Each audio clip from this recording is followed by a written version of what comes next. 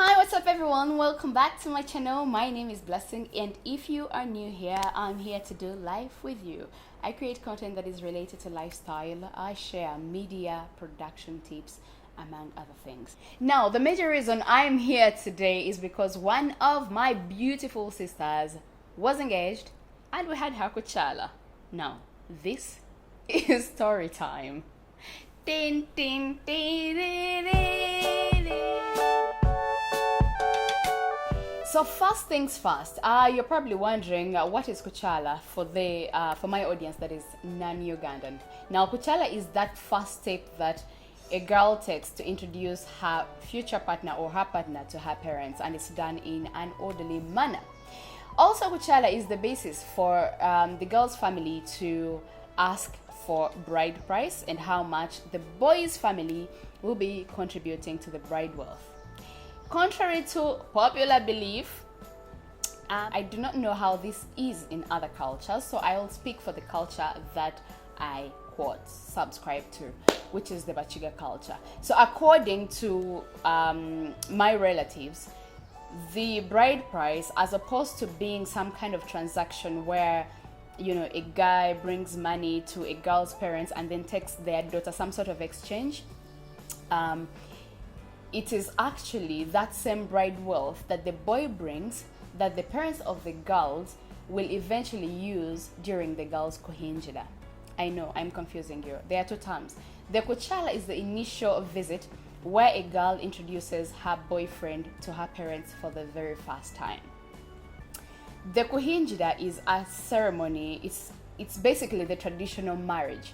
It's where the girl's parents, after having met the boy now, send off their daughter into marriage. But that is now the traditional marriage before the actual church wedding.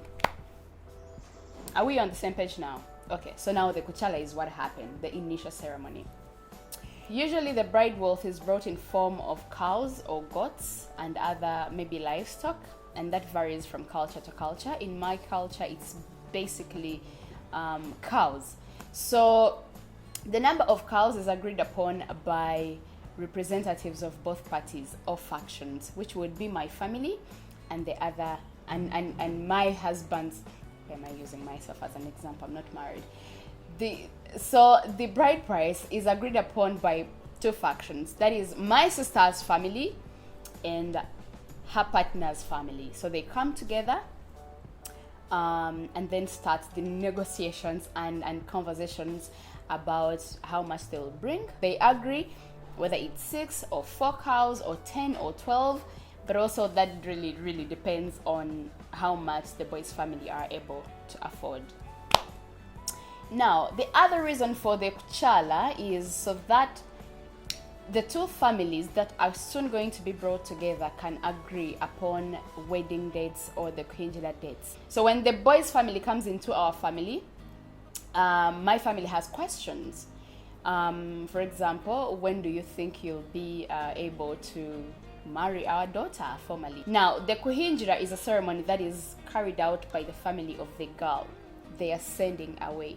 So during the Kukyaala, all these dates are agreed upon by the two factions to allow both parties prepare for the functions ahead of them.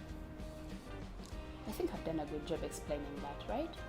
So during my sister's Kukyaala, there are a few things that I got to learn, like things I had just heard in passing about culture that I don't think I'd ever really witnessed. I still did not know about this part, but apparently in Bachiga or Banyankole culture, the soon-to-be bride or the bride-to-be is showered with milk. Guys, let me tell you a story. I'm telling this story because my sister allowed me to tell this story. Actually, hopefully I can get my sister to tell you her story. On the day of the Kukyaala, she did her own makeup. No sooner had she finished doing her makeup than one of my aunties told her, "Oh no, you actually have to go and take a bath in milk." And the rest of us are like, "What do you mean take a bath in milk? What milk? That's how milk would drink. Why?" We want to know why. I'll tell you. To this day, I have no idea why. So my sister was furious. She was unhappy. I was doing my makeup, so happy, but then something came up that I have to shower milk. Yes, she was so moody. Her eyes were teary. I was like, Sharon, what has happened? Blessing say, but I'm just I was like, I've never heard of that. Who has said? Like what? And then Sharon was angry, and then Blessing was at the door. She kept tapping her. She's like, Sharon, just do it. It is culture. She really tried to plead with them and argue with them and reason with them. Why, after drawing my eyebrow for over 40 minutes, do I have to take a bath in milk? Plus, also note, we come from a Christian family. So she was saying, the blood of Jesus has already showered me. I am ready for marriage by the grace of God. So I don't know what milk is supposed to do. I wanted to ask you, so what's the reason behind that? Okay, apparently to cleanse myself, and so that he doesn't see other women, so that I'm always looking white like milk. There are a few crazy elements of culture that I don't seem to understand. But also remember that culture is never static.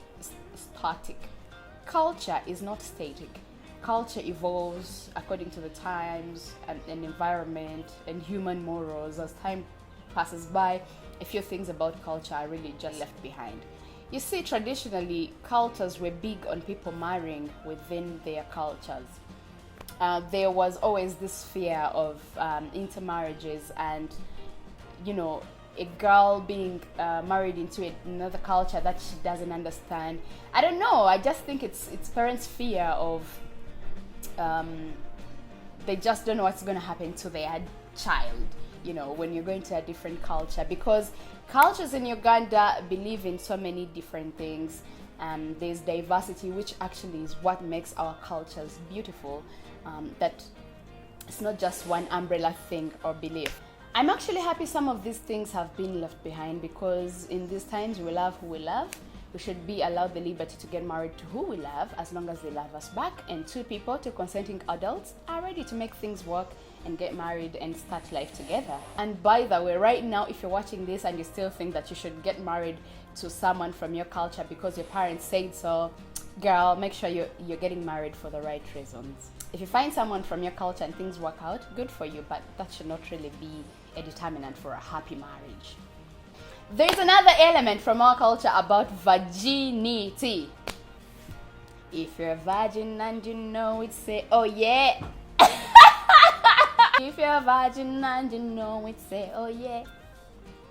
Okay, so there's another aspect of virginity. And because virginity and marriage seem to go hand in hand when it comes to culture, allow me to tell you a few things.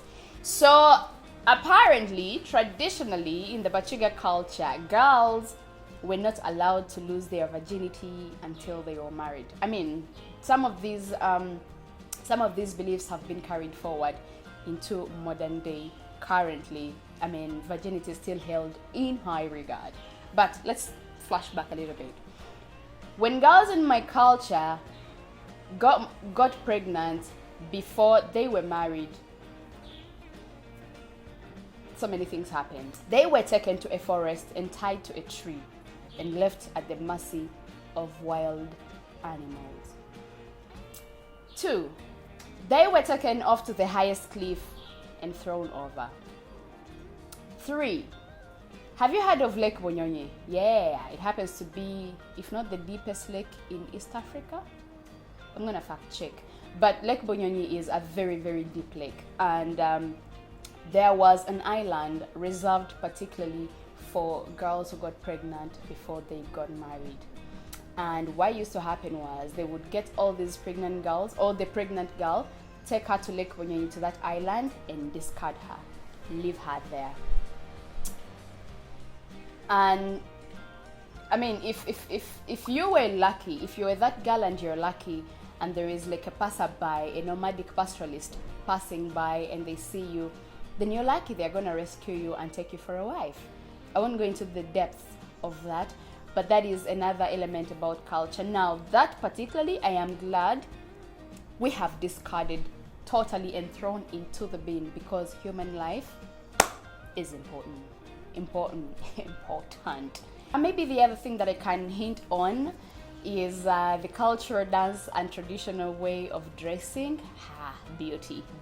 It's probably one of my favorite things about culture, the dress code and the dances. It has evolved so much, but currently I think what we wear is the busuti and mushanana. And mushanana is what is worn by the Banyankole as well, and the Banyarwanda, people from Rwanda. To finally finish it off, we have the Echezino dance, where we literally lift all our body weight up in the air and back on the ground, and we stomp the yard. That is just how we dance. It's beautiful, it's energetic, and we love it and we enjoy it. And I'm glad many people are embracing our culture. Anyways, so right now at the moment, we are currently arranging and planning for my sister's Kuhinjira, where my family will be finally officially handing over my sister to her husband and her new family. And the plans are underway, and we're excited to see that happen. And if you are nice to me, I'll bring you along. So for now, I wish my sister the very best, and I'll tell you that keep educating yourselves about people's different cultures. And also, it is important to know that just because you're different and believe in different beliefs, it does not make the other person inferior or you superior over the other party. So, are there any things from your culture that you would like to share with the rest of us? Do share with us in the comment section. I love to hear it. I love to see it. What are some of the things you are grateful have been dropped from your cultural norms, like things from the past? Is there anything in particular you feel like, yeah, I'm glad I would never have survived that? If you love this video, do give it a thumbs up, and please do not forget to subscribe and share with your friends and family. Tell them this is where the stories happen. So do subscribe and help me keep creating content, keep this channel alive. My goodness, that's a lot of talking. Thank you, and see you in the next video. Bye bye.